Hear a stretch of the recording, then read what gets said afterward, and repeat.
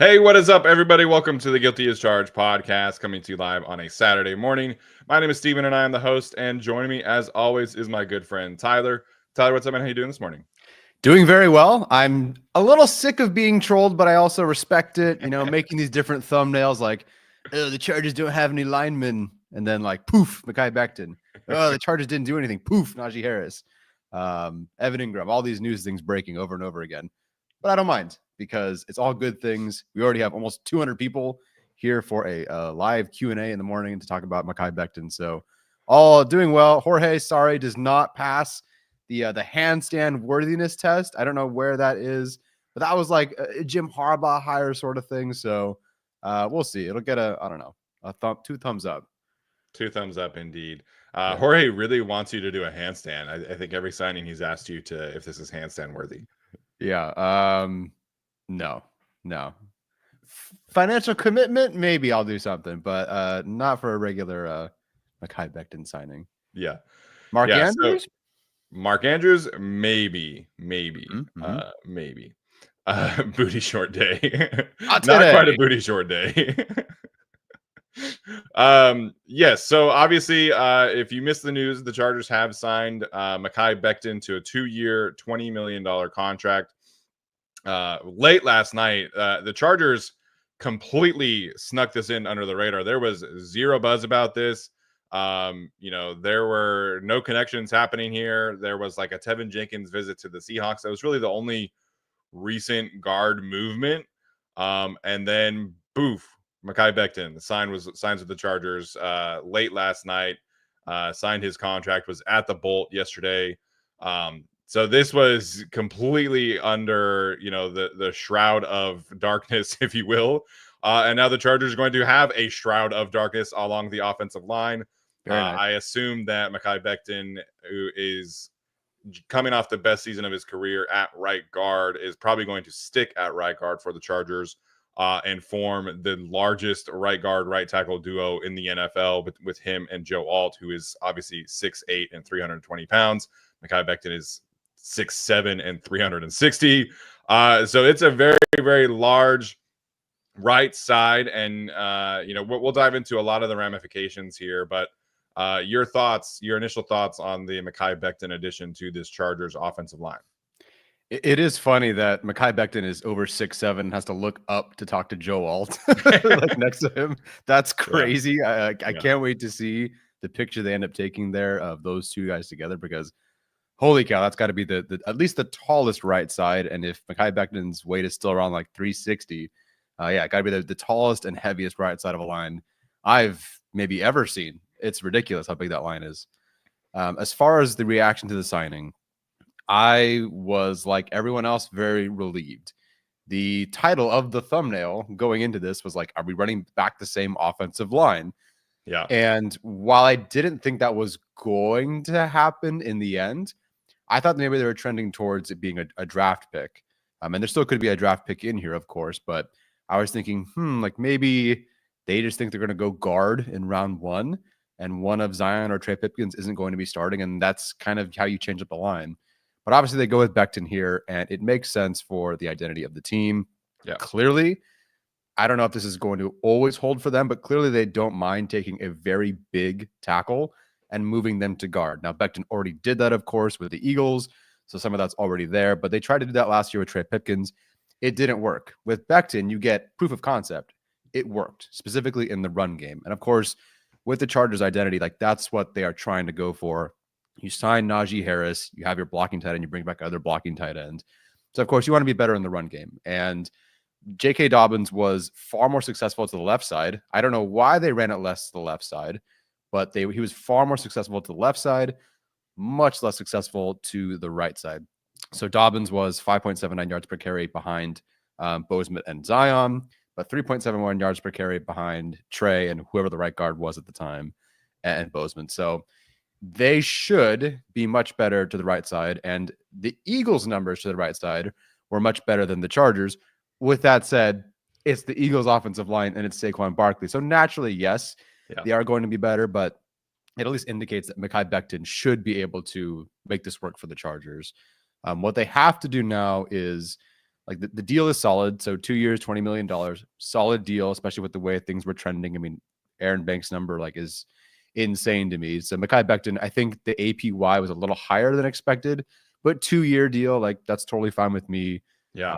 Eitler got $9 million, I believe. So for a potentially young ascending guard, I don't mind that. It feels like a very good value for Becton, but they now have to make it work on two fronts. One, that he actually continues to develop, because with Stout, great. And this was like primarily one of our concerns heading into free agency about Becton is, okay, the best offensive line system and coach in the NFL Right. got his career turned around. That's fantastic. Do the Chargers have the same guys to get that done? Half yes, half no. We saw some good things last year and some not so great things last year. And unfortunately, it was in the interior of the offensive line where Becton's going to be. The second thing they had to figure out is, continuing with that ascension, does the pass protection improve? Because the run game identity, all there. Like I have no reservations about Mikai Becton in the run game, his athleticism, how he'll pair there. That's not the issue. The issue is then, can we get a guy who gave up, I believe, 33 pressures last year? Can he take another step forward and be more solid there? Because ultimately, you're going to have to drop back to pass. Now, granted, they haven't exactly signed a ton of pass catchers just yet, but they are going to have to drop back to pass. And that was the concern with Trey Pipkins. Pipkins in the run game wasn't as much the issue. It was clearly in the pass game, in pass protection.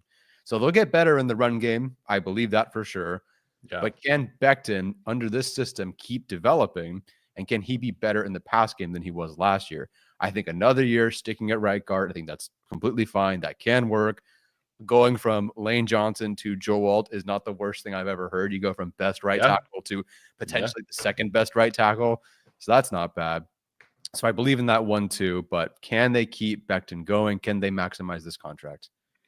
Yeah, I think those are all great points. Maximizing the contract, I think, is going to be the interesting thing here because, $20 million in terms of the right guard market. I should have had this up, but it's definitely not, a market setting contract by any means. $10 million APY would have him outside of the top 10. So he would be ahead of Kevin Zeitler, who just signed with the Titans, but behind Cesar Ruiz, behind Patrick McCarry, behind Will Fries, obviously, these guys who have recently signed. So in terms of that particular market, it's really, really fair value. And like you mentioned, it fits the identity tremendously. I was always in favor of a Mikai Becton signing. My only hangup was like, okay, the assistant GM was in New York with him. How much would that potentially impact things? And credit to Chad Alexander for not letting it impact this decision at all. I don't know if there was other suitors. We don't know, obviously, what happened to behind the scenes, but there are several front offices in the league that would have an assistant GM like Chad Alexander, who has his background with a guy like Mikai Becton, and say, this guy is not happening. He is not coming over to this team. I made that mistake once. I'm not making it again. And so this is a really refreshing mentality for the Chargers, where if they have somebody who didn't work out with their previous connections, they're still willing to go take that swing. And I think that is a sign of a really healthy organization, a really healthy front office. And it just makes all the sense in the world from my identity standpoint. I think my favorite thing about Becton as a run blocker is actually he's extremely versatile as a run blocker. His first year in the NFL, the Jets that season ran 70% outside zone run scheme, and he was a fantastic run blocker in that system. And obviously, there were the clips between Denzel Perryman and Mikai Becton very famously, but even in that game, Becton had a fantastic run blocking performance. The questions have always been pass protection related. Questions have always been, unfortunately for him, weight related, work ethic related. But he deserves a lot of credit for, getting in the gym with Duke Manyweather, being willing to switch positions at that size and at that draft pedigree. And so this is a signing I think Chargers fans should be really excited about. This fits the identity to a T from a run game perspective because he can do everything. He has been excellent as a puller. He's been excellent in duo. He's been excellent in outside zone, inside zone. everything that you could want from a run blocking perspective. I'm not going to go out and say this is a home run signing because, like you mentioned, his pass blocking efficiency rating last year was actually tied with Zion Johnson at 96.3. So I think in year 2 that can get better. You know, the timing and strike timing and launch points and everything like that. It's so different at guard. It's especially right guard when he's been primarily played left tackle. So I'm a little optimistic that that can get up to like 97, which isn't great, but it's definitely serviceable. And then the advantages he gives you as a run blocker, I think, will overcompensate for not being an elite pass protector. So this is not a home run signing, but it's a very, very good signing. And like you mentioned, it's just a huge relief that they did actually bring in somebody who can start and be a capable above average right guard for this team going forward. Yeah, and we'll definitely keep that in mind. And it's good to say, like, it is not a home run signing. Excuse me. It's not that this is the greatest guard. This is not a Corey Linsley signing at right guard. And I don't mean that as disrespect. It's just it is what it is right now. We hope for more. But even Brandon Thorne, who said Becton was the best fit for the Chargers, had Becton in the average, above average starter tier in his own free agent rankings. This is someone who wanted him to go to the Chargers and who watches the offensive line guys. And that's where he has Becton right now. Getting higher than that, getting better than that would be awesome. I am very curious if working with Duke Manyweather and that sign off did potentially help with something here. I mean, obviously getting better and playing like right guard and being better is good. That helped him with his case in free agency this year. He would not be getting this contract if he were a tackle, I would imagine. But I'm curious with Zion working with Duke and with Slater working with Duke. Like, I wonder if there was some potential, like, hey, just checking in, like, what do you think? And if that helps, then great. And that's completely fine with me. So that would be, so Alt does not work with Duke, right? Not yet. Fair. I'd be surprised if he weren't very, very soon. Yeah. He doesn't need to. It works just fine. I actually think Panay didn't work with Duke either. That turned out fine. Yeah, there are other offensive line gurus out there. It's just that Duke is widely regarded as the best, and the other ones that trained with him have mostly turned their careers around. Yeah, definitely. My next question would be, you have like the dragon, like the 3 dragons meme. Think of it as like 5 dragons this time, where you have 4 guys whose RAS is like a 97th percentile. And then you have a center you gave a 2-year extension to. I am very curious, especially because it was very clear that athletic limitations were a big problem for Bozeman last year. Yeah. And that's not like a him problem necessarily. It's just when they asked him to do those things, he couldn't. And that's just who he is. I'm curious if the Chargers are in play, not necessarily in free agency, but in the draft for someone like a Zabel, who I think Daniel Jeremiah even is thinking of like him going like top 18, I think was one. Yeah, he said 18 to the Seahawks yesterday. Which, hey, I don't know, but it's very much athletic, athletic. And not that you need to be a great athlete to be successful with Greg Roman, but it's just a strange when looking at these 5 offensive linemen. Yeah, I think where the Chargers go from here is going to be very interesting. Daniel Popper is very convinced that the Zion to center thing is real, that the Chargers are going to let him, at least compete for the starting position at center. So theoretically, if that is the case, if I'm the Chargers, I'm looking at the way that this guard market is playing out. I'm looking at the cap space that we still have remaining. So we do not have like full details of Mikai Becton's deal. So, Daniel Popper is projecting kind of a $5.6 million cap hit. So in terms of spending space, the Chargers have probably about $28 million in spending space right now.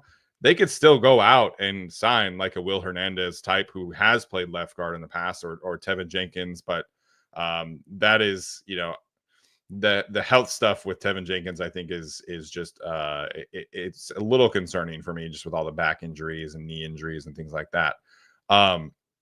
So if you could go out and get a Will Hernandez to start at left guard, then you have the only position that would be up for grabs would be center. So you have Zion, Bradley Bozeman, and presumably some kind of rookie to go compete for that starting center spot. whether that is a pure center like a Jake Majors, or maybe that's Tate Ratledge from Georgia, who can play center and also guard. Remains to be seen, obviously. But if you're able to go do that, your offensive line goes from being obviously very reliant on your tackle duo to be an above average unit. But if you can get Will Hernandez or Tevin Jenkins in here, that's a great situation, man. And you get a ton of depth here. You get a lot of versatility there. And this is a potential complete overhaul. Now, they don't have to go sign, a left guard free agent. They could draft Tate Ratledge. They could draft Gray Zabel. They could draft Tyler Booker, which, like, I don't love Tyler Booker, but listen, man, like, if this is the kind of offensive line identity you want to have, you put Tyler Booker next to Rashawn Slater and Zion Johnson, maybe potentially mitigate some of the athletic concerns, and then you just have some real road graders at guard.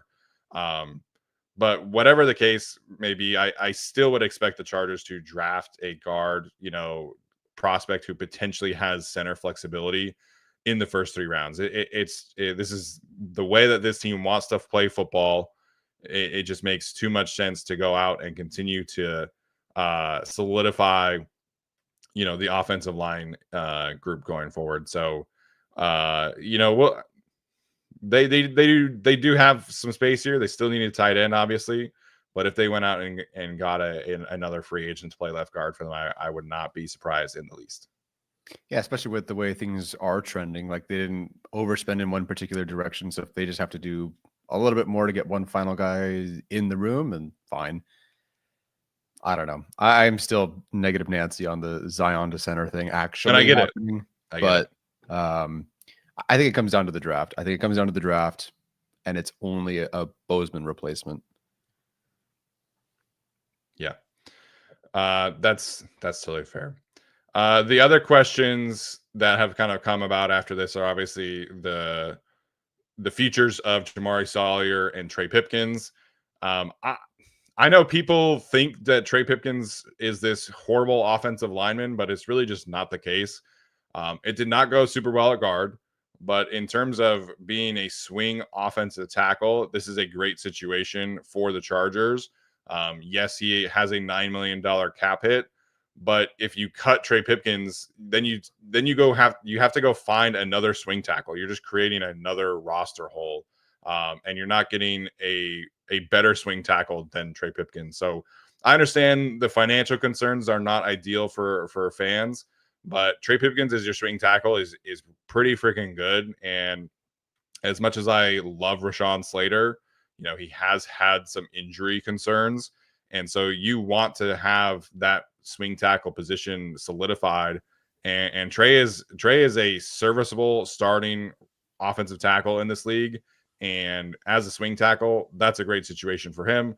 Jamari Sawyer, I would expect, he's kind of just settled into a backup guard at this point in time who can occasionally kick out to tackle. And again, that's okay, man. Like, he can still have a great career in the NFL being a backup guard, but I think his ceiling has been pretty defined as starter in a pinch, in my opinion, which does kind of suck. I thought pretty highly of him coming out of the draft, and his rookie season showed some flashes for sure. But Sawyer and Pipkins as your 2 main backups, that's a really good situation for the Chargers. Yeah, I thought Trey as a tackle in the year that he was finally a tackle before he got the deal, I thought looked solid. Like, maybe trending towards something good. But said that first year with the contract, at guard, didn't love it. And then when he kicked back out to tackle, it wasn't great either. So I don't know if I can call him a serviceable starter. I think he's a serviceable backup. And looking at the free agent market, I don't think that's your swing in terms of swing tackles. That's not Tyron Smith. Everyone's basically signed, and you're looking down at like DJ Humphries as your option, and the Chiefs don't have a tackle and they don't want him. Sure. So I think that he does. The Chargers right now do not have any moves on the horizon, I think, that require them to actually cut Trey Pipkins to make space for that individual. I mean, they can make a pretty big signing right now, and they wouldn't need to cut Trey Pipkins. So I think at this point, he is rounding into that Yeah, he is the backup option for them. And I don't mind that. I think he will ultimately, if he's the swing tackle and set as the swing tackle, that'll function better for him than just throwing him in at tackle in a random game this past year because they didn't have depth or they needed to move somebody this way or one or the other. But it's not a great situation, but it could be worse.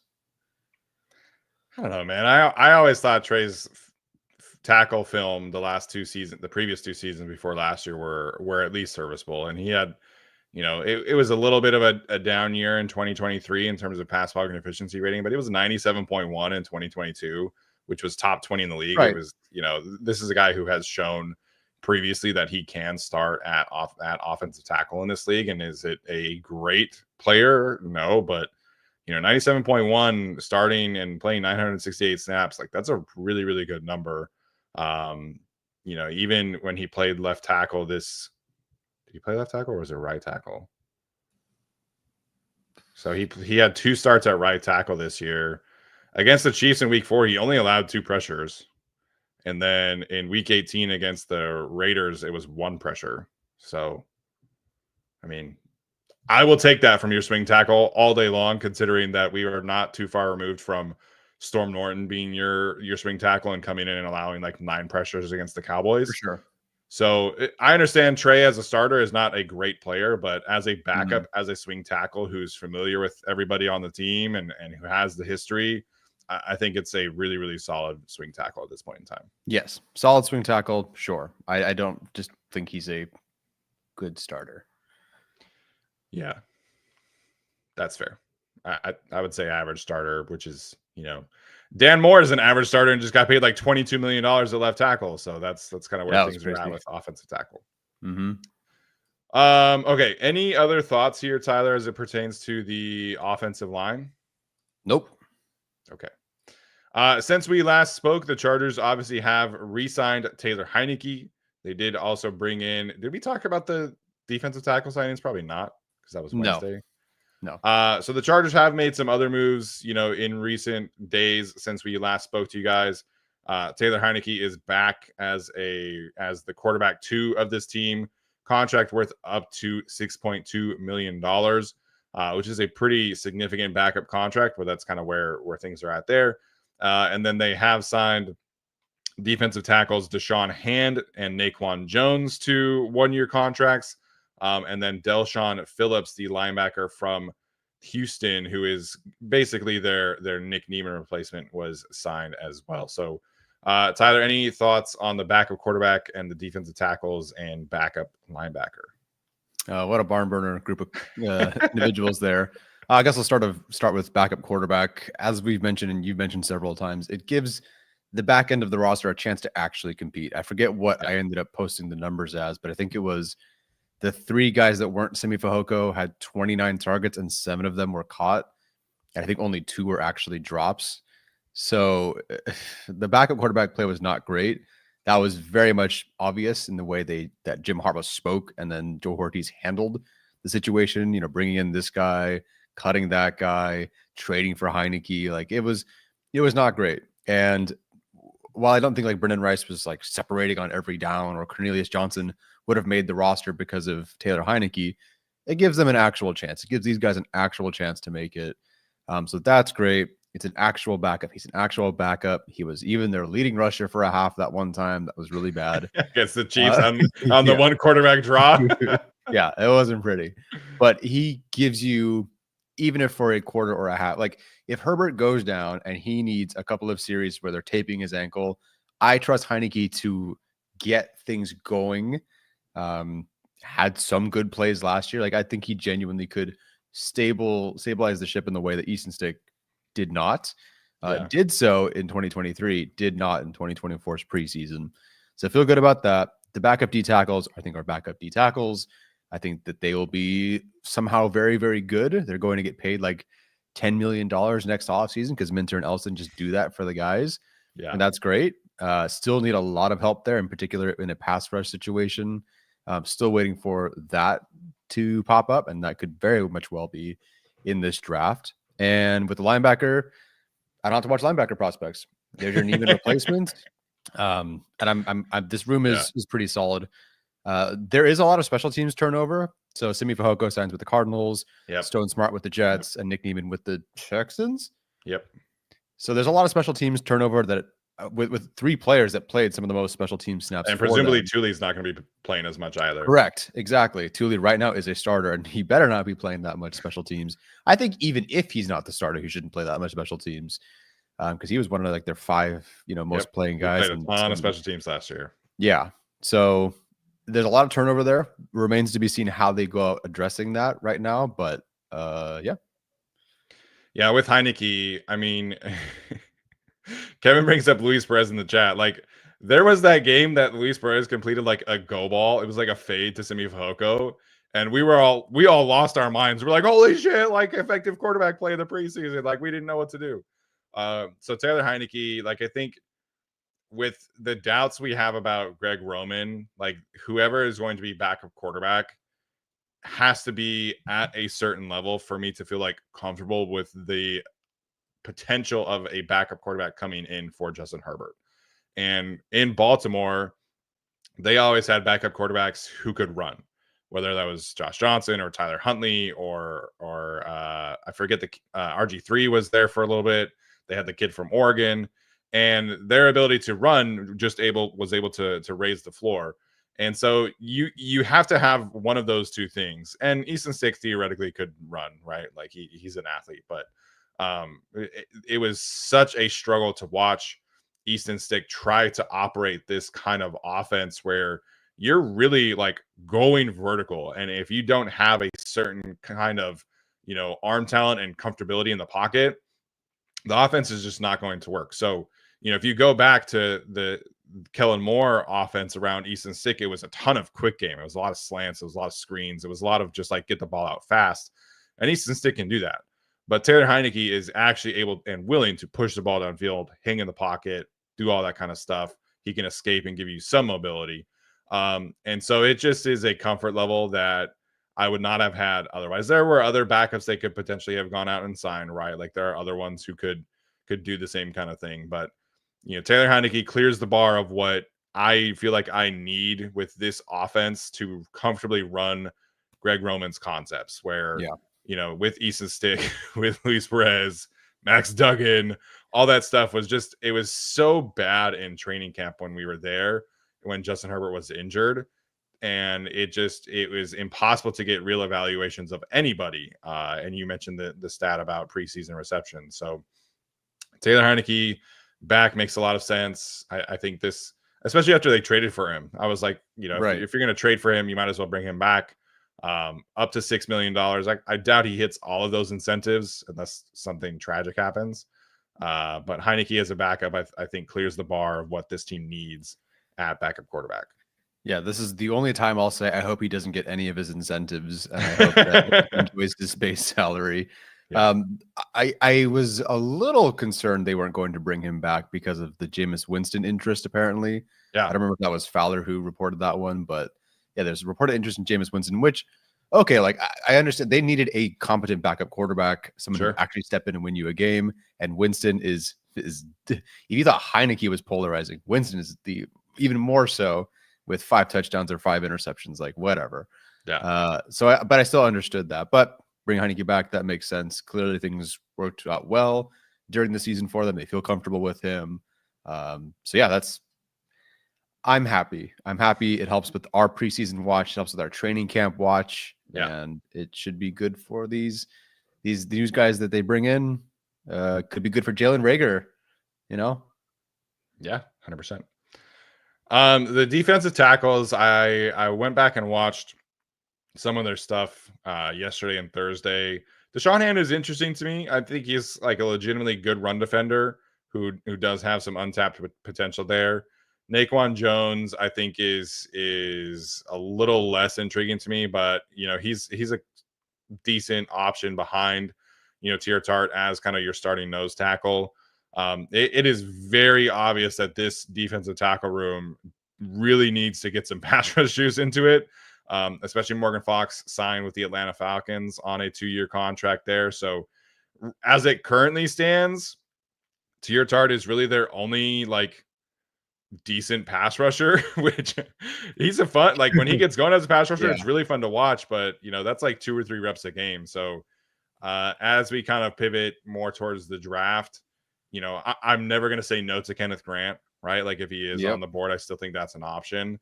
But this team really needs some interior pass rush juice to kind of overcompensate for some of these other things. So Derek Harmon at 22, Walter Nolan at 22. We'll see what happens with like his character backgrounds and things like that. TJ Sanders in round 2. This is definitely a group that needs some pass rush juice and in a really, really big way. Yeah, I mean, ultimately, so Tart is your leading pressure guy with 16, Jones with 9, Hand with 15. Yeah, they need a pass rusher type. I get run first mentality, but when you have to rush the passer, you gotta. So, and with no current, like, I believe in Thule, but we feel that there could be an upgrade there in the draft as well. So Sure. they got to get their pass rush juice going. And yeah, it could happen at 22. I wouldn't mind Harmon at all. Yeah, especially with the way that defensive tackles could fly off the board. So we'll see. Okay, we'll take questions now for about a half hour. So we do have 9 super chats. Obviously, super chats do ensure that your guys' questions will get answered, but we'll jump around the chat as much as we can. Before we get to that point, of course, I have to tell you about our friends over at PrizePicks. We are inching closer and closer towards the draft, and PrizePicks is going to have several different opportunities for you guys to get in on the action. Very different, obviously. You're not choosing a statistic or a position room or whatever, from a daily fantasy perspective. But PrizePicks is going to have some really cool stuff for the draft that I'm really excited about. Obviously, they have the NBA season full swing, March Madness next week, which is kind of crazy. So the Chargers are obviously in the offseason here, but there are still a ton of great ways for you to get in on the action on PrizePicks, the best and easiest way to consume daily fantasy sports. You can go to prizepicks.com/guilty, code guilty at checkout. Again, that is prizepicks.com/guilty, code guilty at checkout to get in on the action.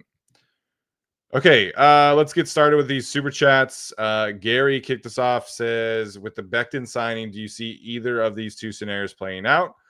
1, trade for a tight end and first round edge rusher or defensive tackle, or defensive end, I should say. Or 2, which would be first round tight end / wide receiver and a second round defensive lineman or edge. I think you're going to get Dallas Goedert as a Charger relatively soon. That's not an information thing. That's a Eagles have signed 2 tight ends and are shopping Goedert thing, and you just kind of feel like that's on the way. And hey, they're all game with reuniting teammates. Some Chargers teammates, some Steelers teammates, some Eagles teammates potentially on the horizon. So we'll see.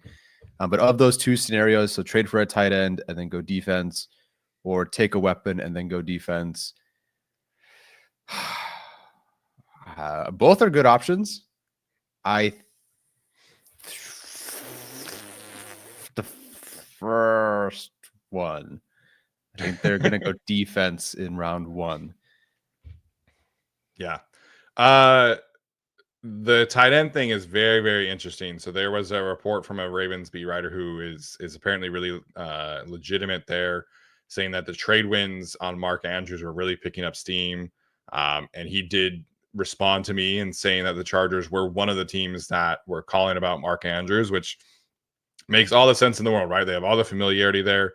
You have the proof of concept with Mark Andrews in this particular offense. You know that Justin Herbert will throw him the football, and you have seen it in the Pro Bowl, obviously, throw him a nice little touchdown pass. And then there's the Dallas Goedert stuff. So I think both tight ends are available in a trade right now at this time. Goddard is in the last year of his contract, and so is Mark Andrews. But Mark Andrews has a roster bonus due on Monday, where if he is on the roster on Monday, he has to, I think it's like a $7-8 million roster bonus that the Ravens have to pay him like right on the spot. So the Ravens are like, they want to keep him from my understanding, but they're also a little hesitant to pay that roster bonus. And so they are taking calls on Mark Andrews. Goddard, I think, will probably cost a little bit more because he does profile as a more impactful blocker. And Andrews is unfortunately kind of coming off that like the playoff game, potentially like maybe taking some of his value away. I still think I would prefer Andrews, but either one would be fantastic upgrades. And then it takes tight end not completely off the board in the first round, but more than likely it would, and just gives the Chargers more options. And again, we've talked about it. Colston Loveland could be well off the board by the time it gets to pick 22. So if they can make this happen, I don't think it costs more than like a 4th round pick for either one, which to me is a complete no brainer for whoever they would want to choose of those two. Yeah, that's a no-brainer for me there. Either one works for me. I trust the idea of Andrews with the Chargers more for several reasons, of course, particularly the Greg Roman one. Either works though. But you think that Goddard would actually be about the same, if not more, than Andrews in terms of cost to acquire? I do, but not by much. Like I think you Yeah. could get either one for like a conditional 4th round pick at most at this point. What is? I'm very curious. Charger But draft. then you do probably have to give an extension to both because both are free agents after the season. Sure. What is the difference between the Chargers pick? Okay, so Eagles obviously at 32, Baltimore so 680, 100. I'm just curious how much that's the difference if they just swapped first round selections. That's only 100 points. So that's only worth like it's not worth their 3rd round pick, but it's like it's kind of a comp 3rd. So maybe it's close. That's like a top 100 pick, but in like the 90s to 110. I don't know. Something to consider. Like you trade back and get Andrews is possible. Yeah, it would be a little unorthodox, I think, but yeah.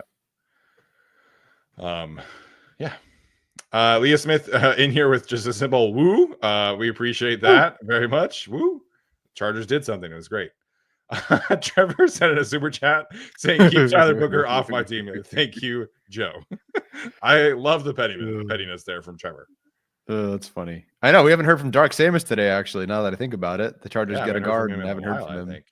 Yeah. Well. Oh well. Our guy Athir in here says, "I want to say I thank Jesus no Chargers fans are my GM.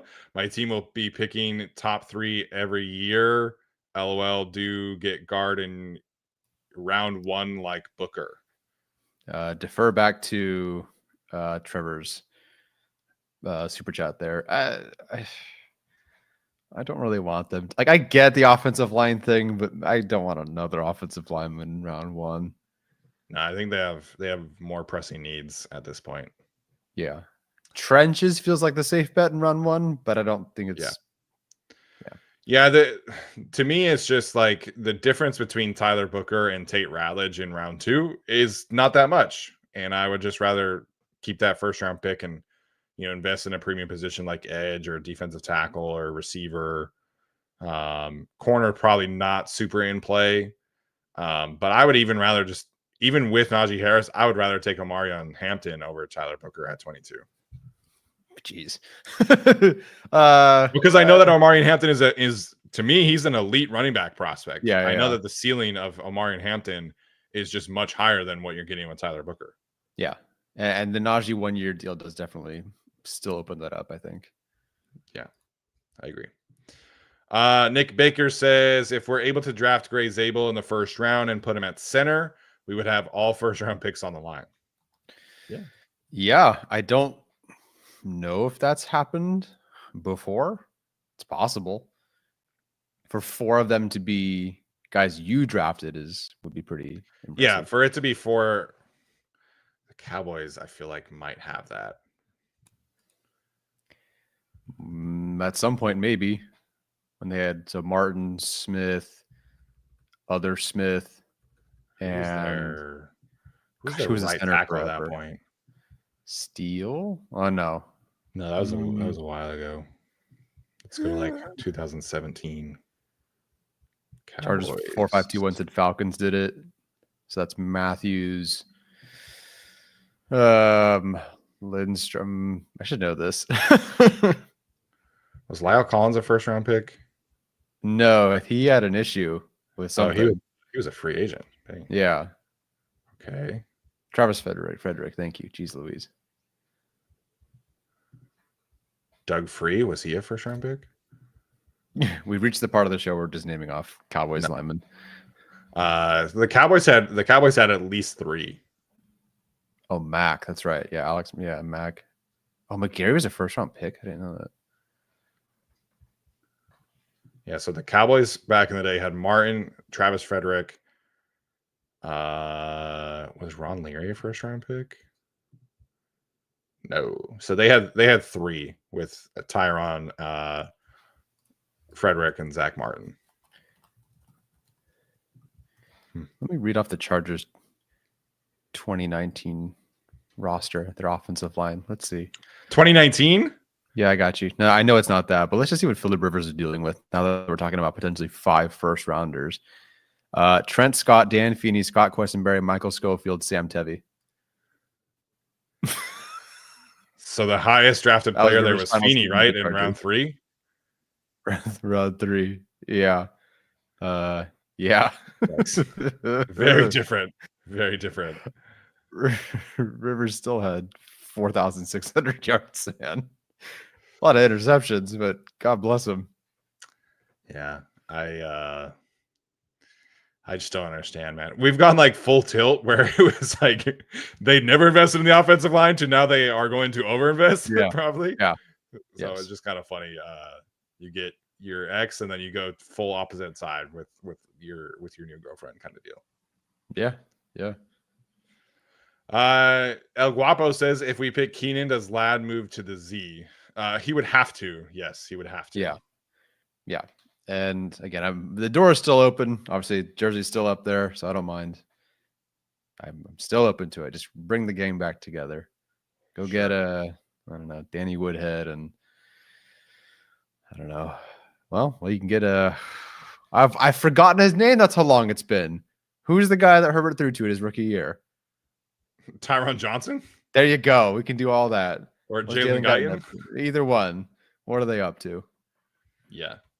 I think I wouldn't like completely rule out another wide receiver addition in free agency, but I like I said this before, you're ideally trying to get faster. So you're trying to maybe talk about, an Elijah Moore, a Nelson Aguilar, I guess Brandon Cooks, maybe Deontay Johnson still is around.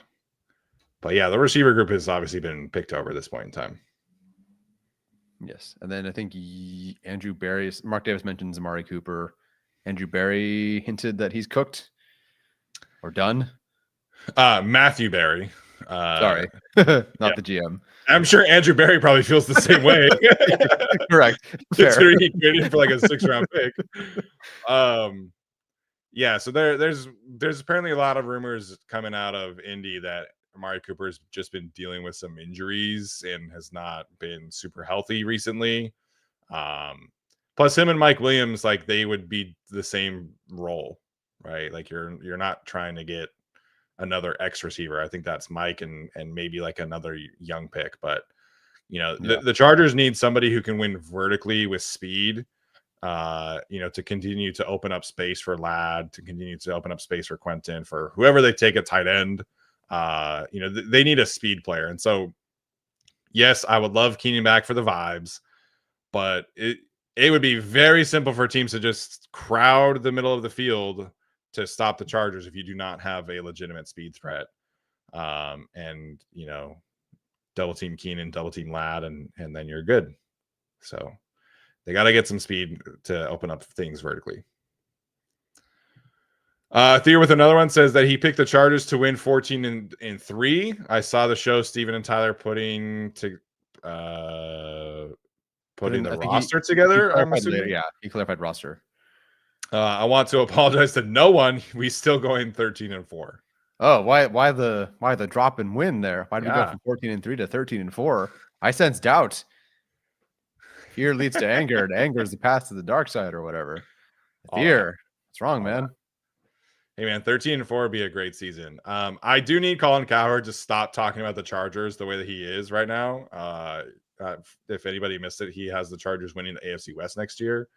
So I need that to not happen. I need that Colin Cowherd to shut up about the Chargers. Just let them have their season. I don't want any preseason predictions from guys like Colin Cowherd anymore. Yeah. Does Nick Wright know that the Chargers are going to win the division? I don't know if I know that. The Chiefs have quietly done some good things in free agency, although they did just sign Jerry Tillery yesterday, which is hilarious. There were some Chiefs fans that were like, they had the screenshots up of like Jerry Tillery's RES next to Chris Jones's RES, and they were like trying to give me a break.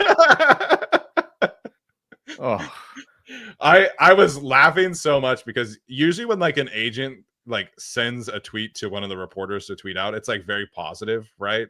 Like we made fun of Ian Rappaport for his Brandon Staley tweet. The agent sent one to one of the reporters and it was like, he has 12 and a half sacks and 50 starts. I'm like, brother, that's not very good. That's really bad. Yeah, he's drafted in 2019, man. I think he's played, 4,000 snaps? Yeah, Falcons are keeping Kirk Cousins officially. Sure, why not? I don't care. Jerry Tillery, though, would still be the Chargers' leading interior rusher in terms of pressures now. He actually had like a decent year last year for the Vikings. Yeah. No, I heard he, but it was better as a DN type, I guess. Which is what he always was for the Chargers, too. Yeah. So, we'll see. Okay, next one here from Clinton. Shout out to my dad who was stressing about the Bolts doing nothing. Told him, let Joe cook, and boy, does that stew smell good now. Hey, man, I was stressing too. I'm not going to lie. On Wednesday night, it was looking a little bleak. But a nice little lesson in patience from Joe Ortiz this week. Yeah, Friday was going to about be the time that I was going to start pushing not the panic button, but the concern button there. And of course, at 7:30 or whatever it was, they dropped the news. Yeah, if we were doing today's show without Mikai Becton, it'd be a very different show, I think. Oh, yeah. Jacob Arnault says, what's up, guys? Seeing the process shape up now. Not done yet, but you like it with Becton and low mid signings versus a top market interior offensive line signing. Wait. Do you like it with Becton and Love versus the top market? Oh. I mean, I contractually fit. Like, I think it's the specific move at right guard is perfect. I think I didn't necessarily need one big signing at one guard spot. We were looking for multiple spots. I mean, your non-negotiable was 2. Yeah. Yeah, I still would like to see another one. I think if I have to give a preference between like a guy like Will Fries versus Mikai Becton, I'm going to choose Will Fries. I think the ceiling is just higher there because of his ability as a pass protector. But if you can give me 2 signings, I will be very happy with it. So, again, the Chargers needed at least one legitimately, upgradable interior offensive lineman, and then they could potentially get the other one in the draft.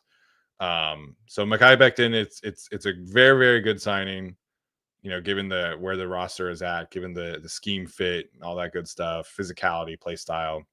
But I still would have preferred to have Will Fries, and they had the money to go do it. Miss Andrea Shunin here says Chargers shaping up great. She said aloha earlier. Is she in Hawaii? They're in Hawaii for my dad's 60th. Wow, what a flex. Yeah, what a flex. I know. I'm just throwing a super chat from Hawaii.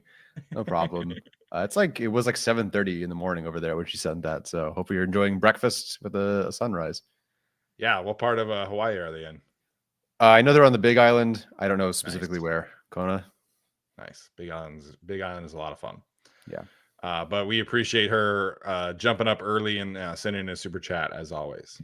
Yeah, she probably was at the gym too, actually. Now that I think about it. Wow, working out on vacation? Yeah. Yes. Yeah.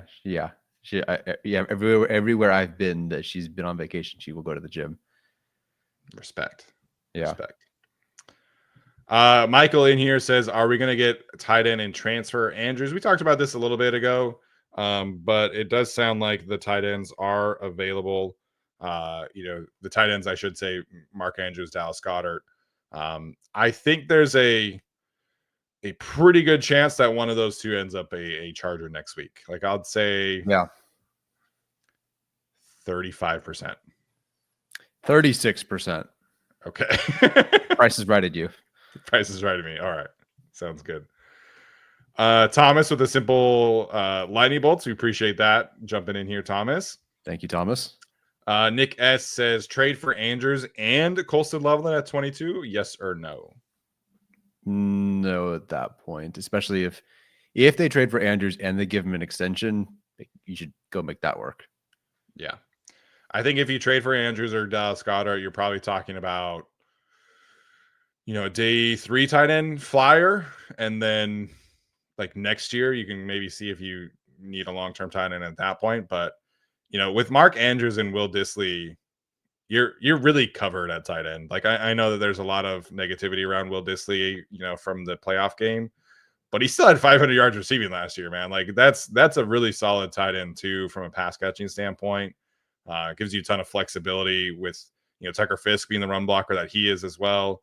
So I think if you trade for Andrews, your tight end room is essentially set, and you take a day 3 flyer on like a Jalen Conyers from Texas Tech, or that's really like the only day 3 tight end I'm like comfortable with at this point in time.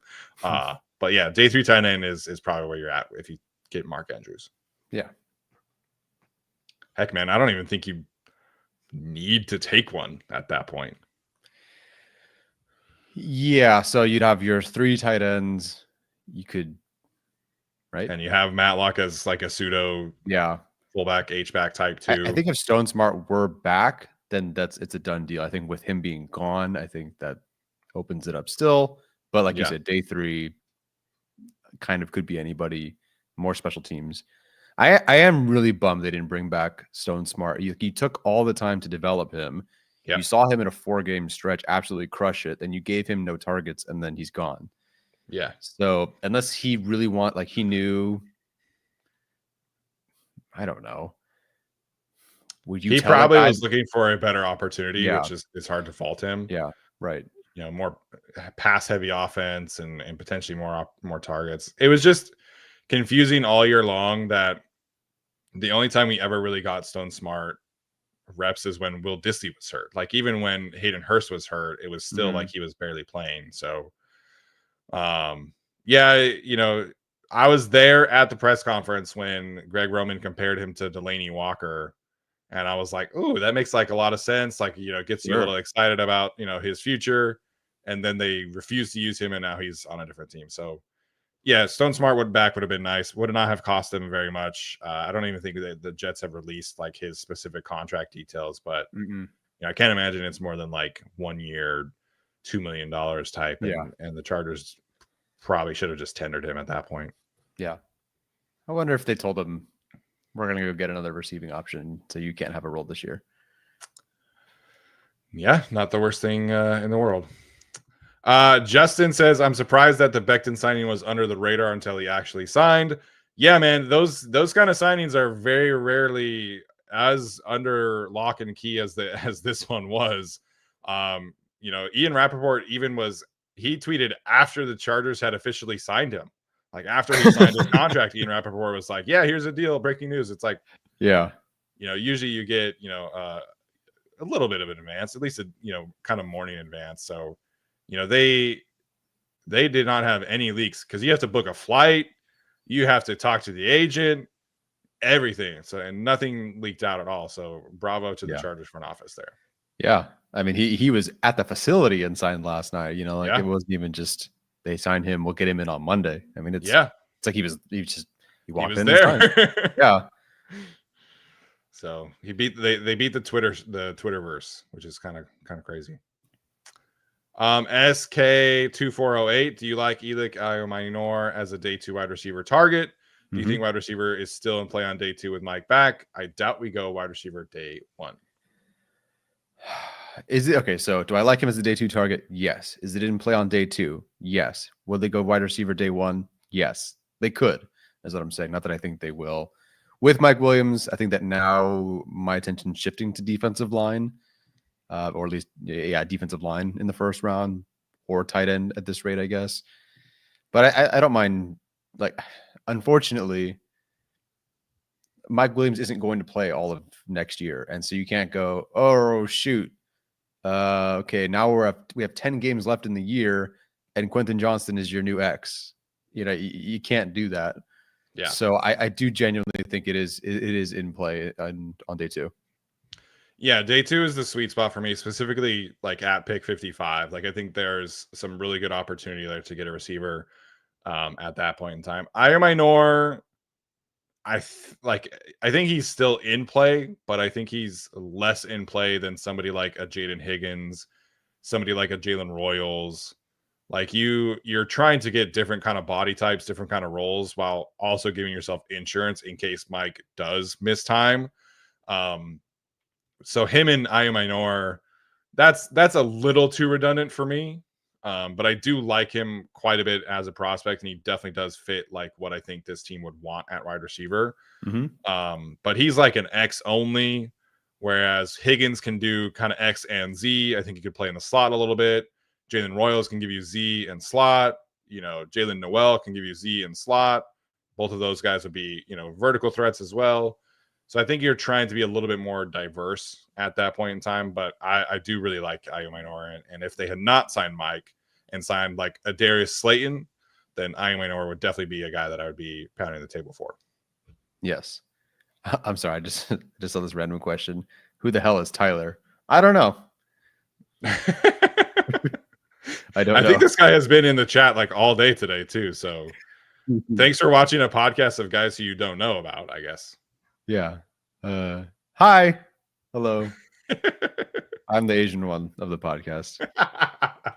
You're the one that looks like Foster Sorrell. I am the Foster Sorrell. Don't play like it, but I look like it. Oh man. Athir sent another one in here and said that he dropped his wins because the weapons on offense. I need to see them get Andrews and Loveland and sign Cooper and draft another receiver to make him happy. Yeah. I don't know what team did they lose to? Like what is that one game that they lose to with the weapons they have? Weapons. No, my fucking Bugs Bunny. Or Elmer Fudd. I mean. Elmer Fudd. Yeah. Oh yeah. Very quiet. Never mind. Nice job. Stupid. But yeah, man, that's a very ambitious list from Athir. I think one of those tight ends will happen, and I think they will draft another wide receiver, and then they'll kind of call it good. Bolt's in here. A lot of wide receiver talk today. I get it and appreciate it. He wants to know wide receiver at 22 a possibility now that we don't need an X for at least this year.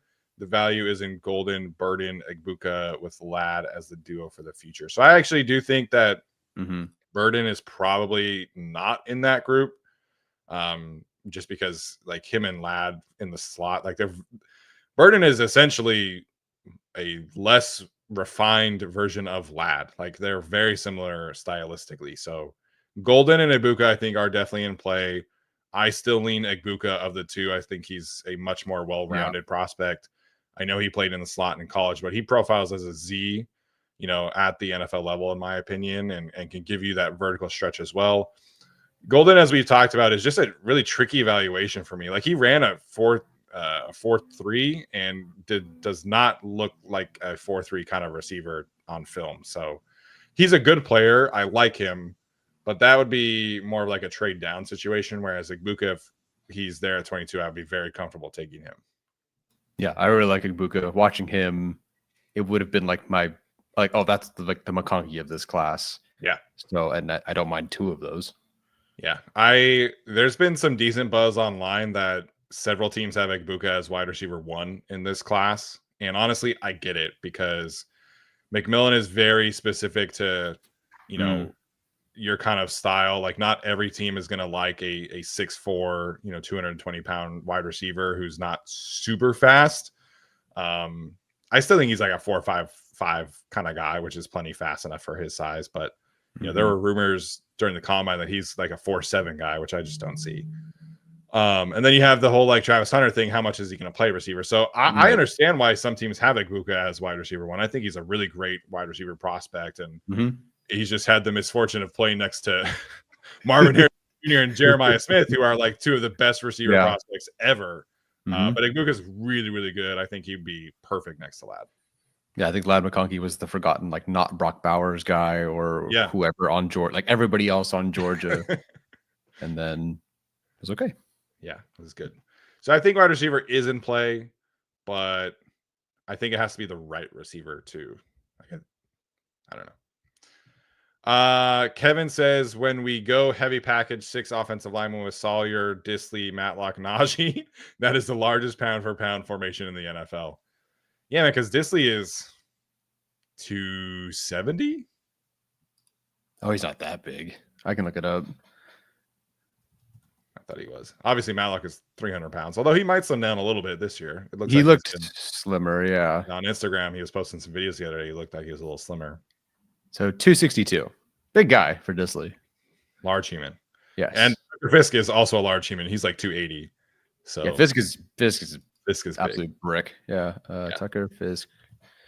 He is, of course, I can't find it anywhere. Did he not have an RAS? That's not very helpful, guys.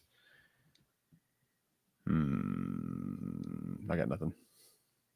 Yeah, I can't imagine. He was an undrafted free agent, so I don't think he'd be Internet says 285, but and that checks out, honestly. Yeah. My guy Steve Bartle in here. He is the best in the business when it comes to Utah athletics and covering Utah sports. He's also a Chargers fan. He's been in our Discord and everything like that. Really appreciate his support. When we started the podcast, I actually reached out to him for advice, and he was very, very kind with everything that he was doing back at that time. So really appreciate Steve Bartle jumping in here. If anybody's interested in Utah sports, definitely go follow Steve Bartle on Twitter. Fantastic job covering the Utah Utes. Yeah, one of the early names for sure. I'm trying to think of all those like first time or early names. It's funny because I remember like Jordan Reed was an early name for us. Yeah, far. I don't remember what he was doing at that time. Yeah. Yogi Roth was our first interview. Yeah, that's pretty. Yeah, no, Steve's. I recognize the name for sure. Alessandro Contreras. What about Dante Thornton out of Tennessee in the 3rd round? I have not watched him yet. You did watch him, right? Yes, and he is extremely fast.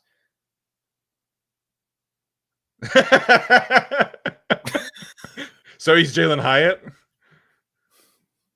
Okay. Yeah, honestly. Like, yes, basically he is. Tennessee has a very good hands. Yeah. Like he's genuinely very fast. It is a mistake to give him any room. Good hands, but it's like vertical or post or skinny post. I think it might be as much as you get there. You get 3 routes. Yeah. Can you give me a corner? No corner route? I'm not saying he can't do it. You just know Tennessee. They're not really asking corners. Yeah, I don't know if Tennessee ever. The receivers are at the sideline, so running corners is not a thing. Yeah, your corner gives you about this much space. Yeah, I don't remember seeing it. So 3rd round's probably a little rich for you then. Yeah, no, I get why someone would just. Well, hey, look, Tyquan Thornton went in the 2nd round of the Patriots, so you never know. But I do not believe he is a round 3 receiver, nor do I believe he'd be a prospect that I guess better than a round 3 player that we might like. Jalen Hyatt was a 3rd round pick for what it's worth. He was pick 73. I'd have to look at how I felt about. I remember liking Hyatt more. I think Hyatt had more like.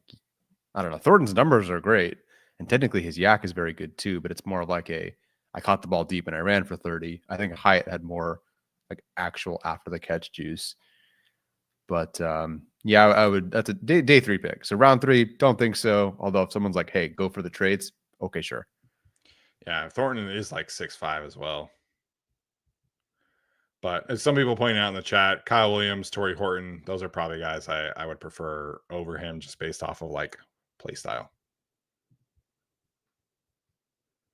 Have you watched the Tesla guy? I don't even know who that is. What does he play? I think he's a receiver. I have no idea who that is. Okay. South Carolina, I want to say. Have you watched Tay Felton? Nope. I can tell you all about a bunch of day 3 receivers that nobody likes. I can tell you about Thornton. You know, I can tell you about a lot of run straight guys in this class. Yeah. Unfortunately, that's all I can tell you about them. That's fair. Yeah, Kyle Williams is my guy so far. So I think with Mike Williams, you're talking about more of a Z speed threat. You know, it's not going to like preclude me from taking a guy who can play X like a Jaden Higgins or a Jack Besh, but you know, I think this team needs to pivot kind of away from that kind of type and get, you know, a speed threat in the draft. Yes. All right. I think that's going to do it for us today. Tyler, any other final thoughts before we head out? Thanks for hanging out, guys. On a Saturday morning, I will create another thumbnail that says something like whatever you guys need. Let me know what you need on the Chargers. I'll make a thumbnail and we'll just, you know, work it out. Maybe Tuesday's thumbnail is, you know, Chargers will never sign or trade for Mark Andrews. And then, you know, you're welcome. Yeah. As it currently stands, we are going to be planning to be back to our usual schedule next week, which is Tuesday, Thursday, Saturday. We will have an episode planned on Tuesday, probably a little bit more geared towards the draft. We'll see. But if the Chargers trade for Mark Andrews on Monday night, we probably will jump on and do an emergency pod. So we'll see. Obviously, stay tuned for that.